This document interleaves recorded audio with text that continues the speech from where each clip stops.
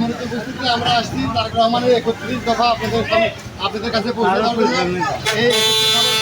এই 31 দফার মধ্যে বাংলাদেশের রাজনৈতিক উন্নয়ন, রাজনৈতিক, তারপরে মানুষের কল্যাণ, তারপরে হলো অবকাঠামো, শিক্ষা প্রতিষ্ঠান, মাদক মুক্ত সমাজ, রাস্তাঘাট সব কিছুর মুক্তির পথ আছে। আমরা বিশ্বাস করি যে আগামী ফেব্রুয়ারিতে যে জাতীয় সংসদ নির্বাচনে ইউনিয়ন সরকার অন্তর্বর্তী সরকার যে ঘোষণা দিচ্ছে, এই নির্বাচনে আপনারা গাবতলী থেকে ধানের শীষের মনোনীত প্রার্থীকে ব্যাপক পরিমাণে ভোট দেবেন, এই প্রত্যাশা রেখে আমরা আপনাদের কাছে প্রত্যাশা নিয়ে আপনাদের কাছে এসেছি।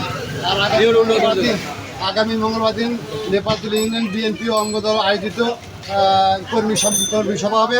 এই কর্মী সভার স্থান হলো গুরু উচ্চ বালিকা বিদ্যালয়। এখানে আপনারা যারা বিএনপি করেন বা বিএনপি মাইন্ডেড, বিএনপির সমর্থক, সবাই এই কর্মী সভায় উপস্থিত থাকার জন্য আপনাদেরকে অনুরোধ জানিয়ে আমি আমার কথা শেষ করছি। শহীদ জিয়াউর বেগম খালেদা জিন্দাবাদ। সবাইকে ধন্যবাদ। তারেক রহমান সবাইকে ধন্যবাদ।